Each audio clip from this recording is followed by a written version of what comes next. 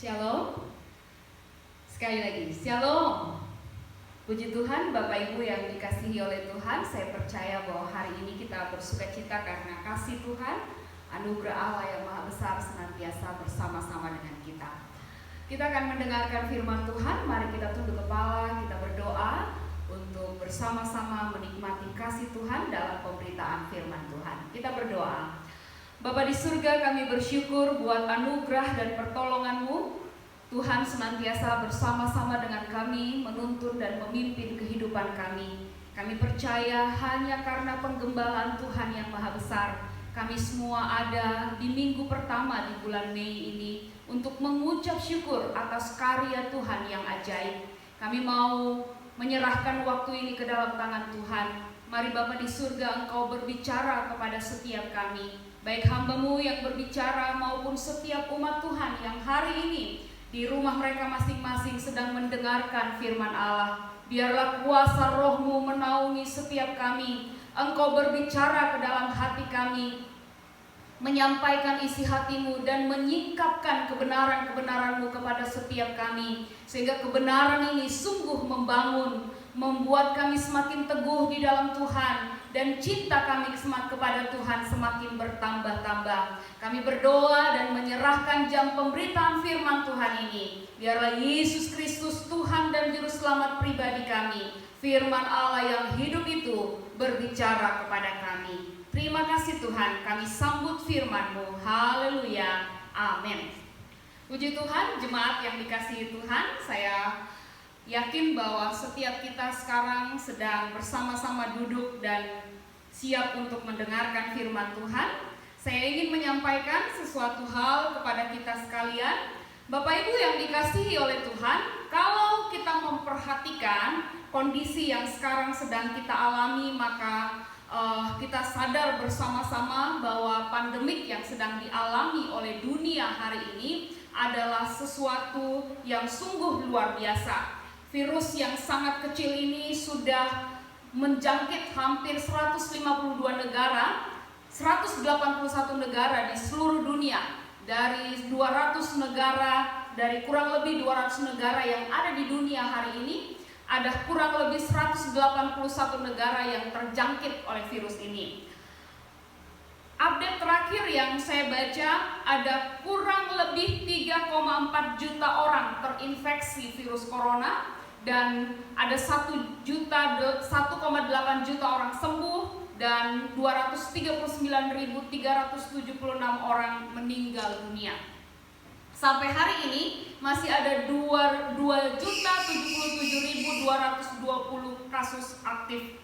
Orang-orang yang terjangkit dalam kondisi ringan kurang lebih 2.025.888 orang, dan yang ada dalam kondisi yang berat 51.332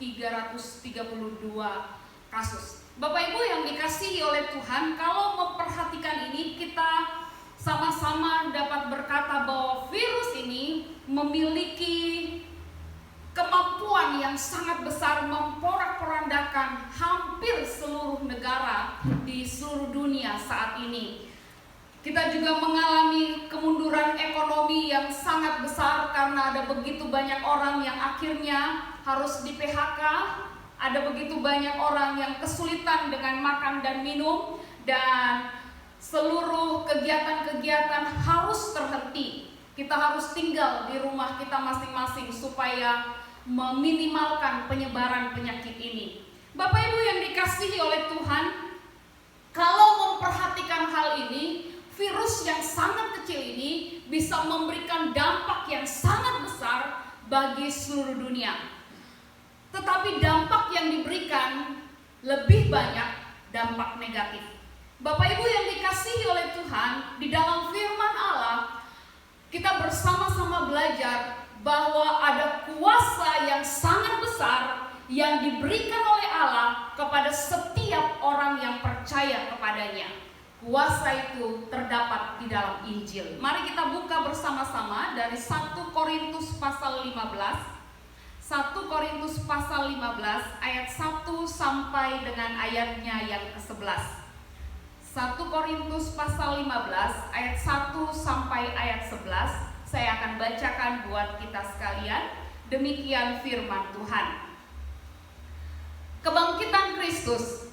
Dan sekarang saudara-saudara, aku mau mengingatkan kamu kepada Injil yang aku beritakan kepadamu dan yang kamu terima dan yang di dalamnya kamu teguh berdiri. Oleh Injil itu kamu diselamatkan, asal kamu teguh berpegang padanya, seperti yang telah kuberitakan kepadamu, kecuali kalau kamu telah sia-sia saja menjadi percaya. Sebab yang sangat penting telah kusampaikan kepadamu, yaitu apa yang telah kuterima sendiri, ialah bahwa Kristus telah mati karena dosa-dosa kita, sesuai dengan kitab suci, bahwa ia telah dikuburkan dan bahwa ia telah dibangkitkan pada hari yang ketiga, sesuai dengan kitab suci, bahwa ia telah menampakkan diri kepada Kefas dan kemudian kepada ke-12 muridnya. Sesudah itu ia menampakkan diri kepada lebih dari 500 saudara sekaligus.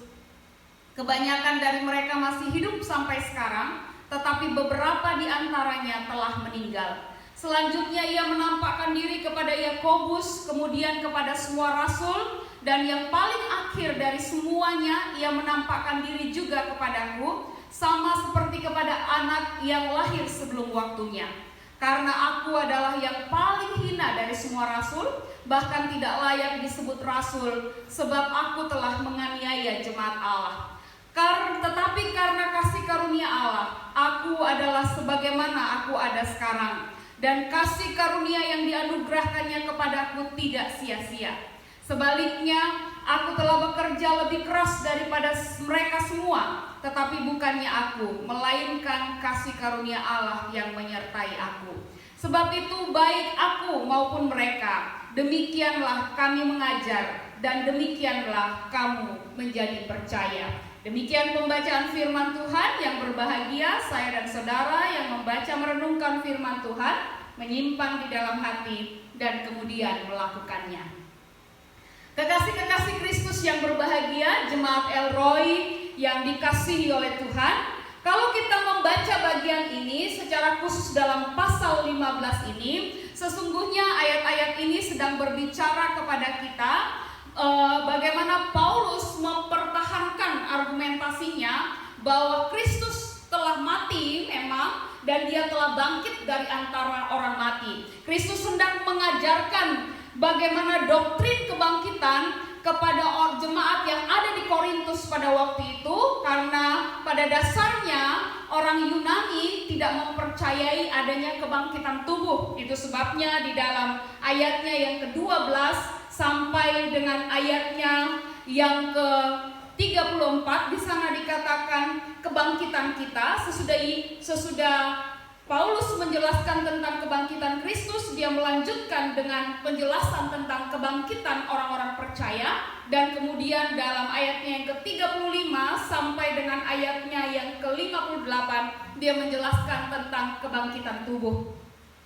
Kita sama-sama sudah memperingati kebangkitan Tuhan Yesus Kristus 2 minggu yang lalu, dan kita sudah belajar banyak tentang kebangkitan. Saya percaya bahwa setiap jemaat Tuhan yang ada di rumah hari ini, saya dan saudara adalah orang-orang yang meyakini bahwa kebangkitan Kristus adalah kebangkitan yang sungguh-sungguh terjadi di dalam sejarah gereja, dalam penulisan kitab suci, dan berdasarkan saksi-saksi iman yang menyaksikan kebangkitan Kristus dan kenaikannya ke surga. Kita meyakini bersama-sama bahwa Kristus Yesus, Tuhan dan Juru Selamat saya dan saudara, adalah Tuhan yang sudah mati, Tuhan yang dikuburkan, Tuhan yang dibangkitkan, dan Tuhan yang sama, Tuhan Yesus Kristus sekarang ada di surga bersama-sama dengan Bapa dan sedang menjadi pengantara bagi saya dan saudara. Bapak Ibu yang dikasihi oleh Tuhan, yang ingin saya sampaikan kepada kita pada pagi hari ini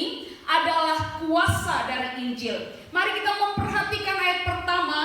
Alkitab berkata, dan sekarang saudara-saudara, aku mau mengingatkan kamu kepada Injil yang aku beritakan kepadamu, dan yang kamu terima, dan yang di dalamnya kamu teguh berdiri. Bapak Ibu yang dikasihi oleh Tuhan, jika memperhatikan bagian ini,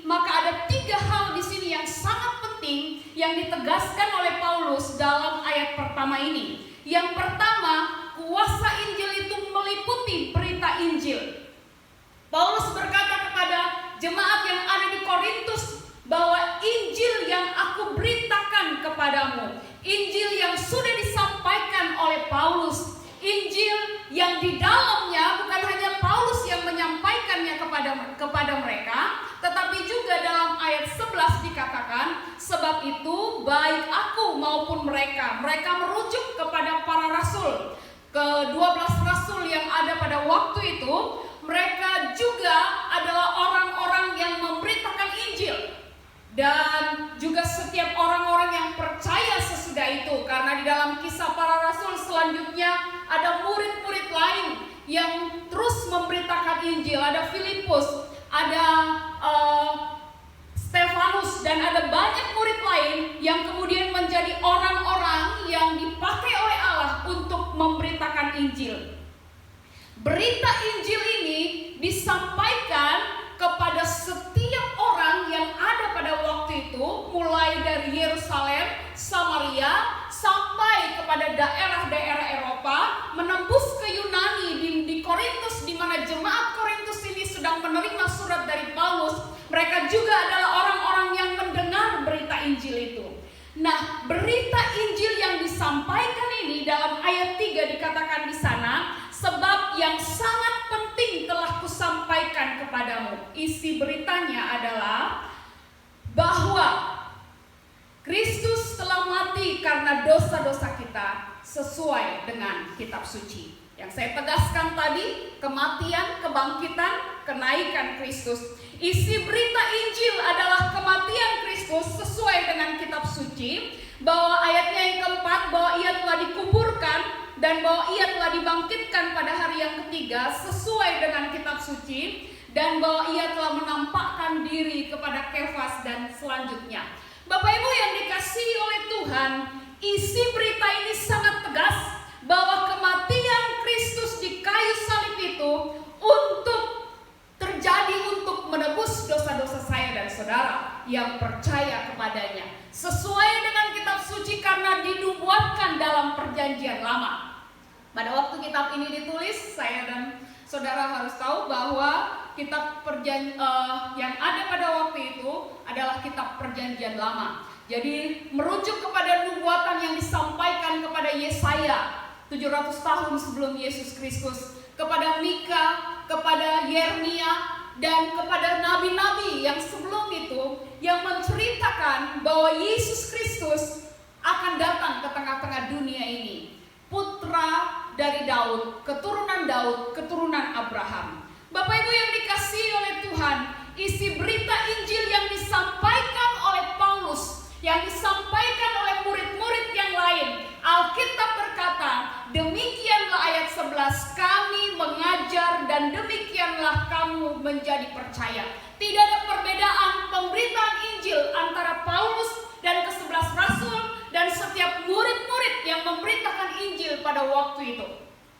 Jadi Injil yang saya dan saudara terima hari ini adalah Injil yang sama, Injil yang diberitakan oleh Paulus, Injil yang diberitakan oleh murid-murid, dan Injil yang dituliskan dalam kitab suci ini adalah Injil yang sama. Berita sukacita, berita kematian Kristus untuk setiap dosa-dosa saya dan saudara yang percaya kepadanya, dan kelepasan dan kelegaan di dalam Kristus Yesus karena dia sudah mati, dia bangkit, lalu kemudian dia naik ke surga. Bapak Ibu yang dikasihi oleh Tuhan, dalam argumentasi ini, berita Injil ini bukan hanya sampai kepada kebangkitan Kristus, tetapi juga Paulus menegaskan di sini bahwa sesudah dia bangkit, ada penampakan diri dari Kristus. Kalau saya dan saudara membaca kitab-kitab Injil secara keseluruhan, Matius, Markus, Lukas, Yohanes, dan kemudian membaca kisah para rasul dengan lengkap, maka saya dan saudara akan menemukan ada kurang lebih 10 kali Tuhan Yesus menampakkan diri kepada murid-muridnya, kepada orang banyak pada waktu itu, sampai kemudian dia naik ke surga. Jadi dalam waktu 40 hari sebelum dia naik ke surga, dia menampakkan diri kurang lebih 10 kali. Yang pertama, dia menampakkan diri kepada Maria Magdalena dalam Yohanes 20 ayat 14 sampai dengan ayatnya yang ke-16. Kemudian kepada wanita-wanita yang kembali dari kubur Yesus, termasuk kepada Maria Magdalena di dalamnya. Yang kedua, kemudian yang ketiga kepada Simon Petrus dalam Lukas pasal 24 ayat 34. Kemudian kepada 2 orang murid yang pergi ke Emmaus. Kemudian kepada seluruh 10 murid dan teman-teman mereka tanpa Thomas. Kemudian kepada semua murid termasuk Thomas dalam yang ke-6. Yang ke-7 kepada 7 murid di pantai Danau Galilea. Kemudian kepada lebih dari 500 orang murid di Galilea dalam 1 Korintus 15 ayat 6 yang kita baca ini. Dan kepada Yakobus saudara Tuhan Yesus sendiri. Dan yang terakhir kepada semua rasul. Kalau saya dan saudara membaca ayatnya yang ke-8 itu, kepada Paulus itu sesudah kenaikan Kristus ke surga. Bapak Ibu yang dikasihi oleh Tuhan, jadi saksi kebangkitan Kristus bahwa Yesus bangkit dari antara orang mati, bukan hanya di antara para murid Kristus, tetapi ada di dalamnya 500 orang. Ada begitu banyak orang yang menjadi saksi bahwa Kristus Yesus yang saya dan saudara sembah adalah Tuhan yang bangkit. Berita Injil yang saya dan saudara sampaikan hari ini, yang kita terima hari ini adalah berita yang murni, bukan berita hoaks, bukan berita yang tidak dapat dipercaya. Berita ini adalah sungguh berita sukacita, berita yang memerdekakan. Itu sebabnya saya sebut kuasa dari Injil. Yang kedua, Bapak Ibu yang dikasihi oleh Tuhan, kuasa dari Injil adalah Injil itu menyelamatkan. Ayatnya yang pertama di sana dikatakan dengan jelas, kita perhatikan bagian selanjutnya di situ dikatakan, Injil yang aku beritakan kepada kamu dan yang kamu terima dan yang di dalamnya kamu teguh berdiri. Ayat 2, oleh Injil itu kamu diselamatkan. Bapak Ibu yang dikasihi oleh Tuhan, Injil yang diterima waktu seseorang menerima Yesus sebagai Tuhan dan Juru Selamat pribadinya, pada saat yang sama Injil itu, kuasa Injil itu, Yesus Kristus yang adalah pusat pemberitaan Injil itu menjadi Juru Selamat bagi mereka yang percaya kepadanya. Saya percaya bahwa saya dan saudara yang hari ini mendengarkan firman Allah ini sudah menerima kuasa Injil itu, sudah menerima berita Injil itu, dan kita menjadikannya pengalaman pribadi kita. Ayat 10 Alkitab berkata kepada kita, tetapi karena kasih karunia Allah, aku adalah sebagaimana aku ada sekarang. Dan kasih karunia yang dianugerahkannya kepadaku tidak sia-sia. Sebaliknya, aku telah bekerja lebih keras daripada mereka semua, tetapi bukannya aku, melainkan kasih karunia Allah yang menyertai aku. Kekasih-kekasih Kristus yang berbahagia. Ayat ini adalah pernyataan pribadi Paulus bahwa dia secara pribadi mengalami kuasa dari penyelamatan Injil. Oleh Injil itu dia diselamatkan. Oleh kasih karunia Allah, oleh kasih karunia Allah aku ada sekarang. Pernyataan ini hendak disampaikan oleh Paulus supaya mereka mengerti, jemaat di Korintus mengerti bahwa hanya karena kasih karunia Allah, Paulus yang dulunya adalah seorang yang menganiaya jemaat Tuhan. Kalau kita baca ayat 9, Alkitab berkata, karena aku adalah yang paling hina dari semua rasul, bahkan tidak layak disebut rasul, sebab aku telah menganiaya jemaat Allah. Paulus memandang dirinya sebagai pribadi yang paling hina karena sebelum dia berjumpa dengan Kristus dalam perjalanannya menuju ke Emmaus untuk membinasakan orang-orang yang percaya kepada Kristus pada waktu itu, dia adalah seorang pribadi yang mau menghancurkan jemaat Tuhan. Itu sebabnya dalam bagian ini dia berkata, saya sesungguhnya adalah orang yang paling hina. Saya tidak layak menerima kasih karunia Allah itu. Seharusnya saya dihukum, seharusnya saya menerima ganjaran sesuai dengan perbuatan saya. Tetapi karena kasih karunia Allah, saya diselamatkan.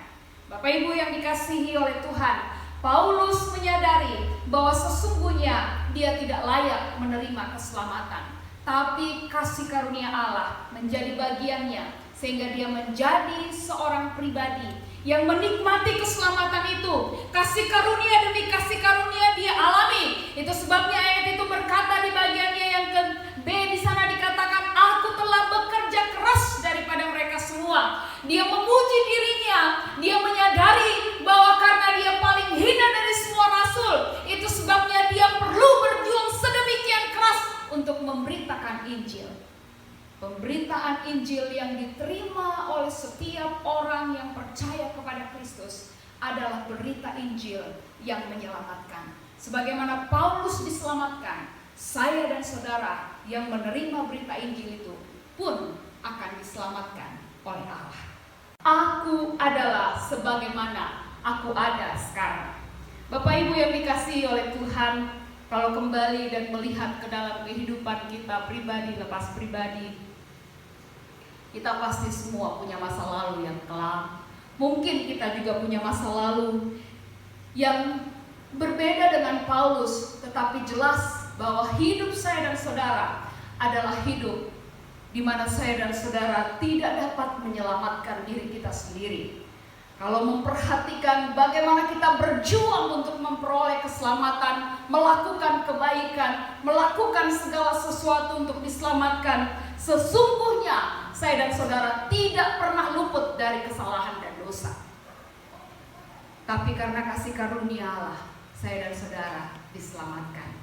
Bapak Ibu yang dikasihi oleh Tuhan, Injil yang menyelamatkan. Kuasa Injil adalah kuasa yang menyelamatkan. Kalau sampai hari ini saudara masih mempertanyakan, apakah saya diselamatkan atau tidak? Apakah nanti sesudah saya mati saya akan masuk surga atau saya akan masuk neraka? Hari ini dengar firman Allah. Paulus berkata kepada saya dan saudara bahwa jika saya dan saudara menerima berita Injil itu, maka saya dan saudara pasti diselamatkan. Jadikan Yesus sebagai Tuhan dan Juru Selamat pribadimu. Undang Dia masuk ke dalam hatimu dan biarkan Dia memerintah atas kehidupan saudara. Biarkan Dia mengampuni segala dosa kita, sehingga tebusannya di atas kayu salib itu menjadi bagian saya dan saudara. Bapak Ibu yang dikasihi oleh Tuhan, yang ketiga ayat pertama itu berkata kepada kita bagian terakhir, dan yang di dalamnya kamu teguh berdiri. Kuasa dari Injil itu bukan hanya dalam pemberitaan Injil itu sendiri, bukan hanya karena Injil itu menyelamatkan, tetapi yang ketiga, Injil itu juga meneguhkan saya dan saudara. Waktu saya dan saudara mendengarkan berita Injil itu, kita menerima berita Injil itu, maka saya dan saudara diselamatkan. Tetapi tidak berhenti sampai di sana, karena saya dan saudara masih ada di tengah-tengah dunia ini. Ada pergumulan, ada tantangan, ada bencana, ada berbagai macam hal yang terjadi. Seperti salah satunya yang sedang terjadi hari-hari ini. Ada virus corona yang sedang menghantui kita. Tetapi dengar ini, Alkitab berjanji, waktu saya dan saudara percaya kepada Kristus, waktu menjadikan Dia Tuhan dan Juru Selamat pribadi, maka di dalam Injil itu kita teguh berdiri. Artinya penyertaan Tuhan, penggembalaan Tuhan, pertolongan Tuhan, kasih setia Tuhan, anugerah Allah akan berjalan bersama-sama dengan saya dan saudara, sehingga ada kekuatan, ada pengharapan, ada hati yang terus-menerus berserah kepada Tuhan, ada kepasrahan, dan dalam hal ini Allah berjanji, aku menyertai kamu senantiasa. Dia hadir setiap hari. Dia bersama-sama dengan saya dan saudara setiap saat. Mungkin ada saudara-saudara kita seiman yang sudah terinfeksi oleh virus corona, tetapi Tuhan tetap bersama-sama dengan mereka. Tuhan tidak pernah meninggalkan mereka. Tantangan apapun yang saya dan saudara alami, Dia berjanji bahwa Dia akan meneguhkan, Dia akan memberikan kekuatan. Dia ada di sana. Dia hendak menyatakan kasih dan kemurahan-Nya kepada saya dan saudara. Dia ingin menunjukkan bahwa Dia Allah senantiasa menolong dan memimpin kehidupan kita. Apa yang hari ini sedang menjadi pergumulan Bapak Ibu dan saudara sekalian, jika engkau percaya kepada Kristus, Alkitab berkata, tetaplah teguh berdiri di sana. Teguh berdiri artinya tidak goyah, tetap. Kita tinggal tetap kepada pengharapan iman kita. Kita mempercayai Dia. Kita melabuhkan harapan kita pada Saul yang kuat, kepada Yesus Kristus Tuhan kita yang tidak pernah berubah. Roma pasal 1 ayat 16 sampai dengan ayatnya yang ke-17 Alkitab berkata, sebab aku mempunyai keyakinan yang kokoh dalam Injil, karena Injil adalah kekuatan Allah, ada dinamika, ada kuasa Tuhan yang terus-menerus akan menyertai saya dan saudara, yang menyelamatkan setiap orang yang percaya, pertama-tama orang Yahudi tetapi juga orang Yunani, sebab di dalamnya nyata kebenaran Allah yang bertolak dari iman, memimpin kepada iman, sebab ada tertulis orang benar akan hidup oleh iman. Waktu kita beriman kepada Yesus Kristus, kita akan hidup oleh iman kita. Kita percaya kepada Dia, maka Dia menjadi sumber keteguhan hati kita. Dia menjadi sumber kesegaran hati kita. Dia menjadi sumber semangat hati kita. Dia menjadi sumber di mana saya dan saudara menikmati anugerah dan pertolongan dari hari ke hari. Bapak Ibu yang dikasihi oleh Tuhan, biarlah dalam menantikan masa di mana Tuhan akan mencurahkan Roh Kudus-Nya kepada setiap kita. Tentu itu peristiwa yang sudah terjadi 2000 lebih tahun yang lalu, tetapi kita hari ini akan memperingatinya beberapa saat ke depan. Kita bersama-sama menikmati kuasa dari Injil. Yang pertama, ingatlah bahwa ada kuasa di dalam pemberitaan Injil. Yang kedua, pemberitaan Injil itu apabila diterima dengan iman, maka akan menyelamatkan saya dan saudara. Dan yang ketiga, Injil yang sampai kepada saya dan saudara akan meneguhkan kita, mengokohkan kita, menguatkan kita, memperlengkapi kita, menjadikan kita pribadi-pribadi yang kuat, pribadi-pribadi yang penuh dengan pengharapan, pribadi-pribadi yang memberi pengaruh yang positif, pribadi-pribadi yang akan menjadi alat Tuhan di tengah-tengah dunia yang terus berubah ini. Saya dan saudara akan menikmati kasih dan pertolongan Tuhan yang tiada berkesudahan. Terpujilah Tuhan yang mempunyai firman. Saya dan saudara disebut berbahagia waktu kita dengar firman Allah, simpan dalam hati, dan kemudian melakukannya. Mari kita berdoa. Bapa, kami bersyukur buat firman-Mu. Terima kasih kami boleh belajar bersama-sama pada pagi hari ini, bahwa Engkau Tuhan memberikan Injil-Mu kepada kami, dan kuasa Injil itu adalah kuasa yang menyelamatkan. Kuasa Injil itu adalah kuasa yang meneguhkan kehidupan kami. Dalam pemberitaan Injil itu Allah turut bekerja. Engkau menjadi sumber pengharapan dan kekuatan. Engkau meneguhkan pemberitaan Injil-Mu, dan Engkau memahkotai setiap orang-orang yang Engkau pakai untuk memberitakan Injil. Engkau bertanggung jawab atas mereka. Engkau juga bertanggung jawab atas setiap orang yang percaya kepadamu. Dan kami bersyukur karena kami boleh mempercayai Engkau, menerima-Mu, menjadikan Engkau sebagai Tuhan dan Juru Selamat pribadi kami, sehingga setiap kami menikmati keselamatan di dalam Kristus Yesus Tuhan kami. Terima kasih Bapa di surga. Kami berdoa, biarlah firman-Mu menjadi sumber penghiburan, menjadi sumber pengharapan, dan setiap umat-Mu diteguhkan di dalamnya. Siang hari ini kami mau menyerahkan keluarga lepas keluarga ke dalam tangan Tuhan.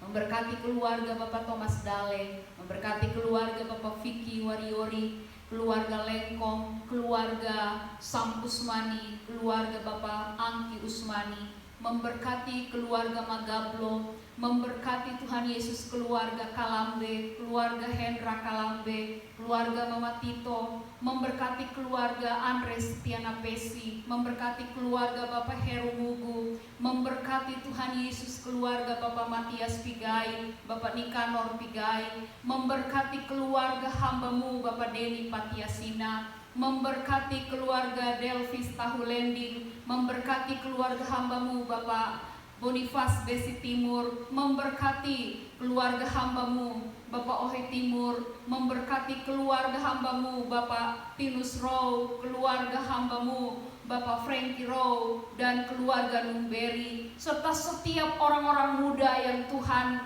bawa ke dalam gereja-Mu di tempat ini. Kami menyerahkan mereka ke dalam tangan Tuhan. Biarlah kasih, kekuatan, penghiburan, dan pertolongan Tuhan yang maha besar menjadi bagian kami semua. Tuhan melindungi kami, senantiasa menggembalakan kami dan bersama-sama dengan kami, menjauhkan kami dari segala sesuatu yang jahat. Dan biarlah kasih karunia Allah yang melimpah-limpah tercurah atas setiap rumah tangga, setiap kepala rumah tangga, setiap ibu rumah tangga, setiap anak-anak, mulai dari bayi sampai kepada pemuda remaja. Kami serahkan mereka ke dalam tangan Tuhan.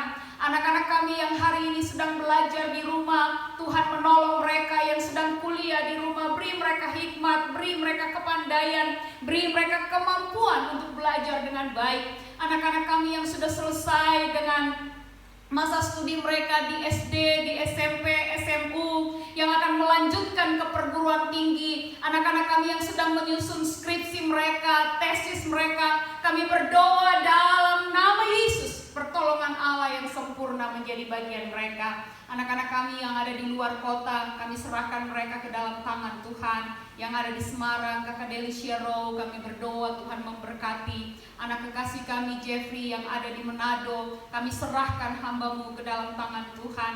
Kami minta anugerah dan perlindungan Allah yang sempurna atas setiap kami, sehingga tanpa terkecuali kami menikmati kenyamanan dan keamanan dalam perlindungan Tuhan. Kami juga berdoa buat anak-anak kami yang sedang mencari pekerjaan, meskipun ini masa sulit, tapi kami tahu Tuhan, Engkau menyiapkan masa depan yang indah bagi setiap mereka. Dan kami berdoa hari ini menyerahkan bangsa dan negara kami. Tuhan memberkati Bapak Presiden, Tuhan memberkati semua kabinet kerja yang ada, memberkati seluruh gubernur di seluruh Indonesia, memberkati setiap bupati, wali kota, camat, memberkati seluruh instansi-instansi yang terkait di dalamnya untuk menghentikan, untuk mencegah penyebaran virus corona ini lebih luas. Kami berdoa Tuhan menolong dan memberikan mereka hikmat, memberikan mereka kekuatan dan kesehatan. Kami berdoa buat tenaga medis yang sedang bekerja di garis depan untuk merawat, menolong pasien-pasien yang sudah terkena virus corona ini. Kami serahkan mereka dalam tangan Tuhan. Biarlah perlindungan Allah yang sempurna menjadi bagian mereka. Dan kami menyerahkan, biarlah Tuhan kasih dan anugerah-Mu memberkati negeri kami, memberkati seluruh dunia, sehingga pandemik ini segera berakhir dan kami dapat beraktivitas kembali sebagaimana biasa. Kami berdoa biarlah melalui semua hal ini kami senantiasa belajar mengucap syukur kepada Tuhan. Kami belajar mengandalkan Tuhan. Kami belajar mempercayai Engkau di dalam segala sesuatu. Kami menaruh hidup kami di dalam tangan-Mu. Dan kami percaya kami aman di dalam penggembalaan Tuhan. Terima kasih Bapa di surga. Kami serahkan seluruh jemaat-Mu hari ini. Mungkin ada yang sedang bergumul untuk makan, minum, pakai mereka. Kami berdoa Allah sumber segala berkat. Biarlah Tuhan Engkau mencurahkan berkat-berkat-Mu atas hamba-hamba-Mu, sehingga pertolongan Allah yang sempurna menjadi bagian mereka. Kalau ada yang sedang sakit hari ini, Tuhan jamah, pulihkan dan sembuhkan oleh bilur-bilur darah Yesus Kristus yang sudah mati bagi setiap kami. Kalau ada yang sedang susah, Tuhan hiburkan hati mereka. Kalau ada yang membutuhkan kasih karunia-Mu, lebih lagi Tuhan curahkan bagi setiap pribadi. Dan kami memberkati seluruh umat-Mu di di dalam tangan kasih Tuhan. Pembangunan rumah Tuhan yang sedang berlangsung, Tuhan memberkati ketua panitia Bapak Tinus Row, memberkati semua tukang yang sedang bekerja, memberkati semua umat-Mu yang menjadi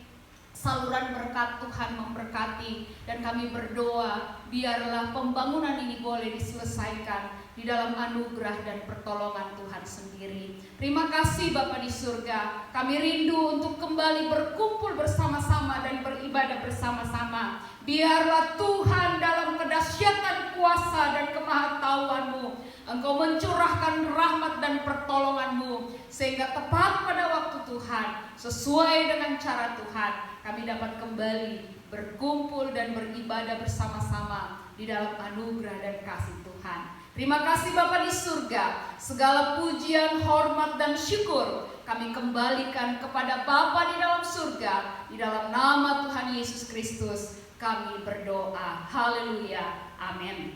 Terima kasih Bapak Ibu yang dikasihi Tuhan. Tuhan memberkati setiap